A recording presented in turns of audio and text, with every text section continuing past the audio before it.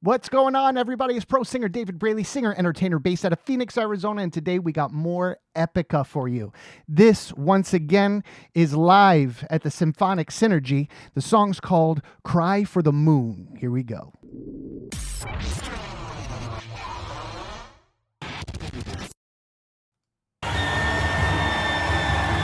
Oh, coming in hot, coming in hot.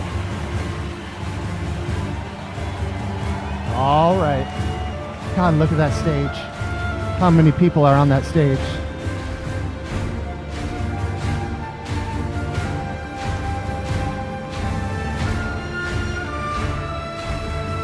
Oh, wow. Okay. Oh, that's neat. I've always wanted something like that. Somebody with a camera to put me on the small screens on the side of the stage.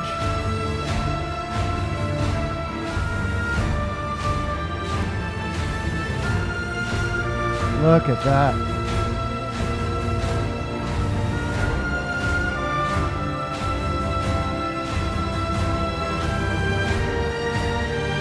Yes.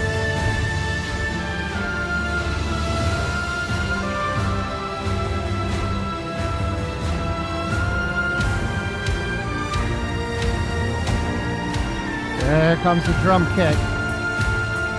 I like that start. It's a really cool build-up. That dun, dun, dun, dun, dun, dun, dun, dun, dun, dun, dun, dun, dun, dun, dun. You know what I mean? That's just such a cool build-up. I love that.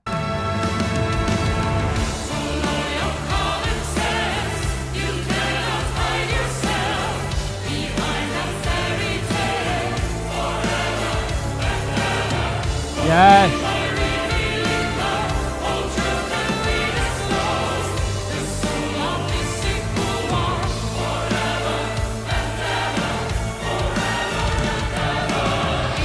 Yes.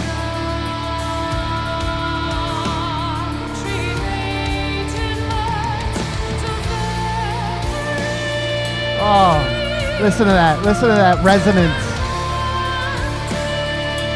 Beautiful. Just float. That sound just fills her head. You could just, the resonance all throughout her head. It's just perfect.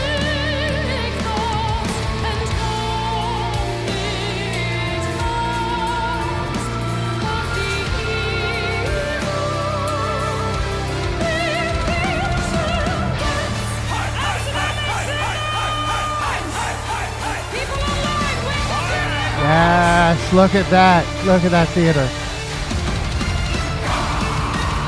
Woo! Nice. That guitar.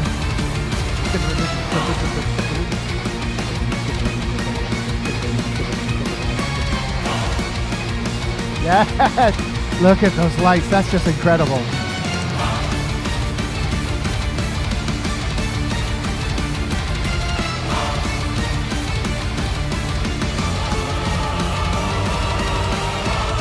So in order to get that from your lights and everything, to get those perfect, like looking like they're the perfect blades, they look like they're shooting down triangles, all this sort of stuff. The entire stage is covered with stage fog. That's something that happens. It is completely non-toxic. It's completely non-invasive. It's not like, I mean, it doesn't taste great, and if you breathe in a big chunk of it, sometimes it can dry you out a little bit. Some singers will complain about it, say it dries them out, and it can do, but for the most part, this stuff is completely non-toxic, completely not harmful for anybody to be breathing in at all, and it fills up the entire stage, so you get that effect with the lights. All the lights are really, really specific looking, shooting up, shooting down, the angles, the different ways they're moving in. You could see each specific light on purpose because of that fog.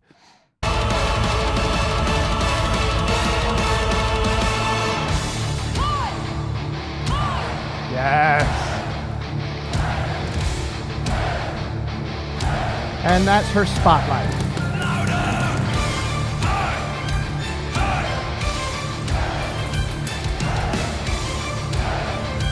God, imagine being on stage for something like that.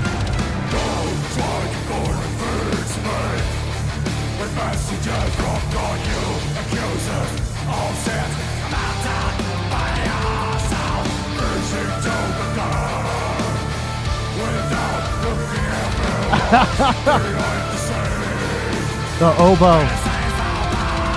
Great use of the double pedals. Great voice.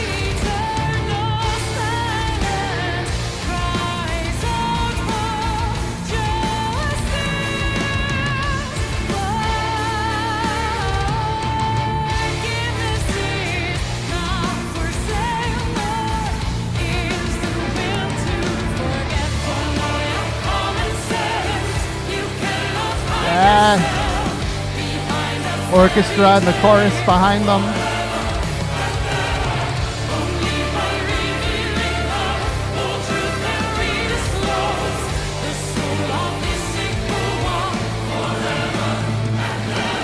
Imagine the size, I've said this before, I think, but imagine the size of the soundboard.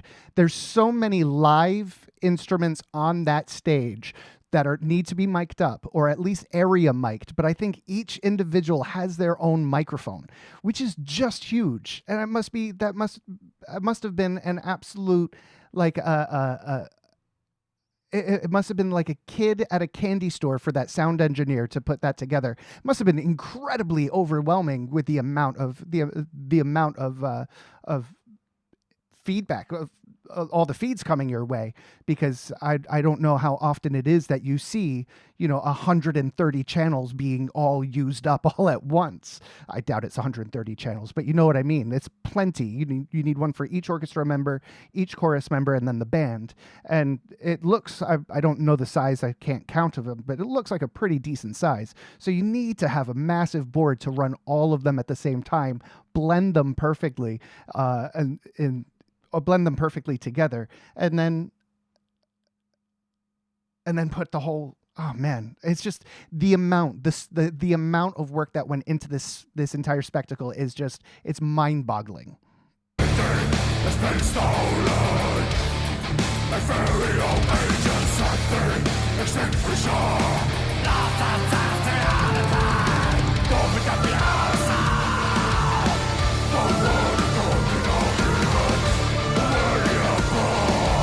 Yeah.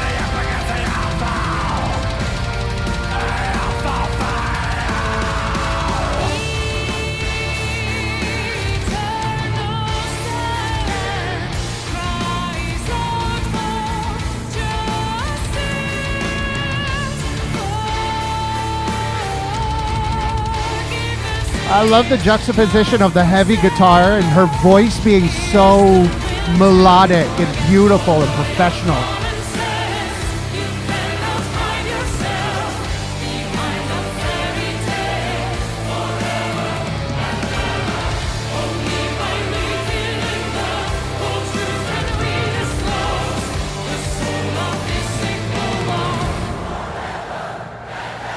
Yes, I love that. That's fantastic. Stuff like that brings an audience member in, man. Stuff like that, you let the audience participate a little bit in the show, and it makes for an immersive experience in a concert. Just incredible.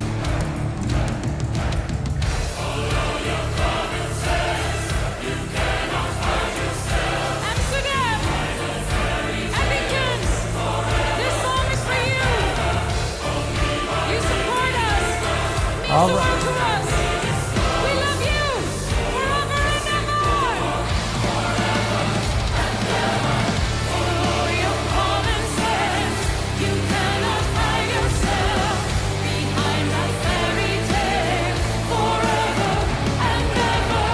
Only by revealing the truth. He must be hot as hell in that suit. Can you imagine? Yes. Double time. Rock music does that all the time. They slow down their music for common time, and it really kind of drags it out, and then all of a sudden they hit cut time, and they just power through, and it sounds like they're shot out of a cannon, but all they're doing is double timing the original time signature. That's it. Really simple, but it's just so effective.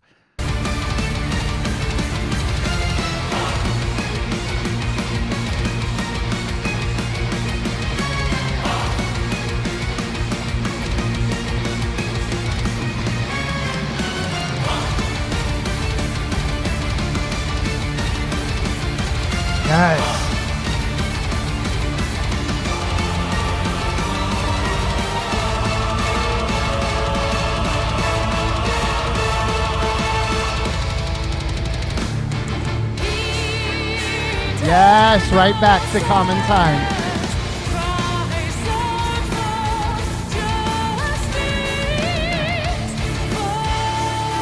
Woo!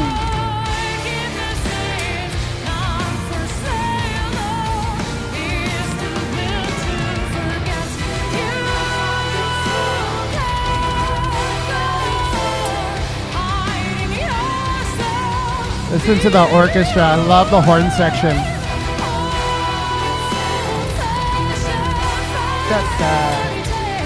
The horn section's just really blasting through. So nice. Again, the sound engineer, like, wow, epic. Like, huge tip of the cap to the sound engineer for this shit.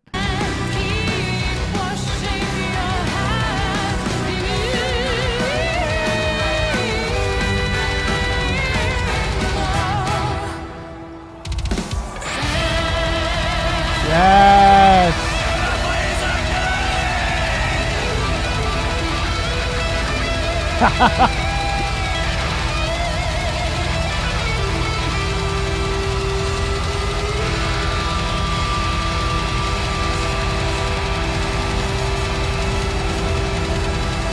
Yes.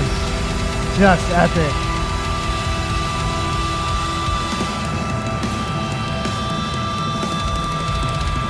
Woo! Drums!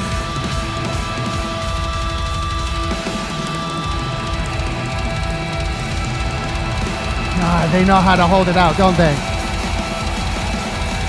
Woo!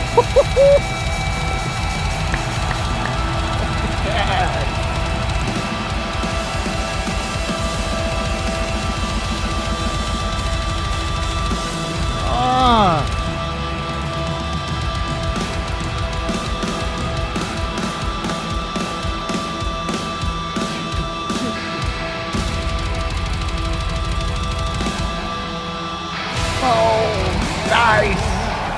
Yes.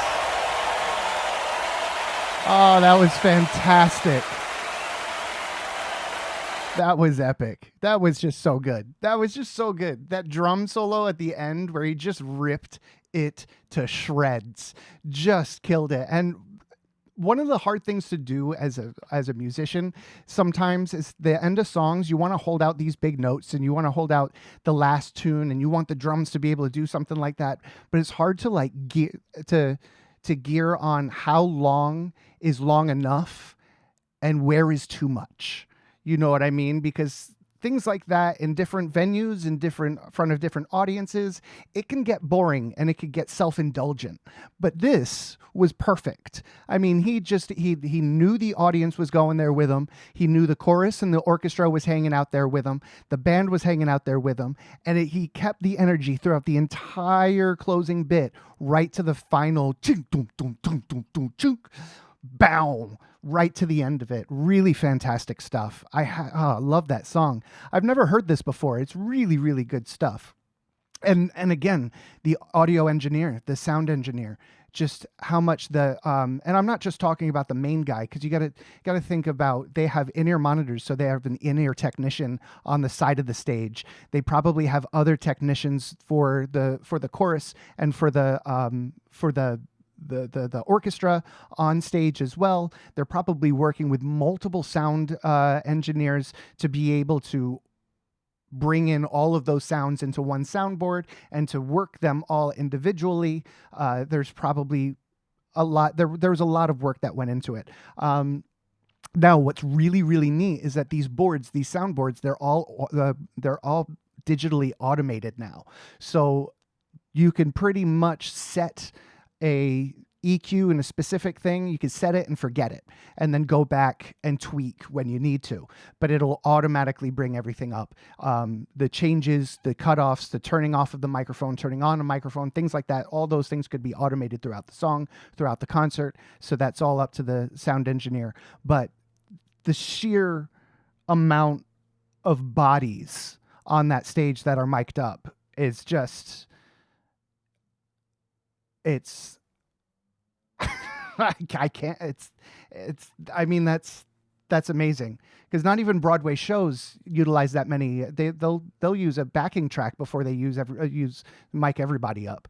You know, they use area mics. So they're mics that drop down from the ceiling that pick up everything on stage. So you don't have to mic everybody up. So everybody, because they're just aerial mics. They're for ambient sound. They use them for ambient sound in the house, but they use them on stage for the chorus. So you didn't need to mic up everybody individually, but they did, and it fucking paid off, man. It paid off. They could have gone the cheap route. They could have gone the easy route, stuck a couple of just like 3 or 4 microphones in the direction of the orchestra or in the direction of the choir, and then the orchestra could have had just a few things with microphones on them, maybe some percussion and maybe some of the lighter instruments like the flutes and the piccolos, and some of the violins might have been had a little bit of had a microphone in front of them. It could have been really, really simple, and they could have done the cheap way out, but they didn't. And it paid off, man. It paid off. Guys, if you haven't already, check us out over on Patreon. We got a lot of great stuff going on Patreon, including Patreon has its own music reactions that you got to check out that's never been seen over here. A lot of the stuff that has been blocked on YouTube has been brought over to Patreon. Also, I do full anime episode reactions. We've got Dan to Dan, Attack on Titan, Jujutsu Kaisen, Solo Leveling, really great stuff. And we're about to start a whole new section of episodes of series starting soon, because I'm almost finished with Dan to Dan, almost finished with Solo Leveling, even almost finished with Attack on Titan. We're going to replace them all with new seasons. And you come on out, you get to choose. You could pop in your recommendation, pop in your any request you may have that you want to see, an anime you want to see, and eventually it'll pop up on a poll and you could vote. It's fantastic. The first episode is completely free, so you could check us out. If you like us, join us. If not, bugger off. But the first episode's always free. It is free to join. So come on over and check us out. We have an absolute blast over there. And that's about it for me. So until next time, guys, I'll catch you all on the flippity flop. Cheers, guys. Bye.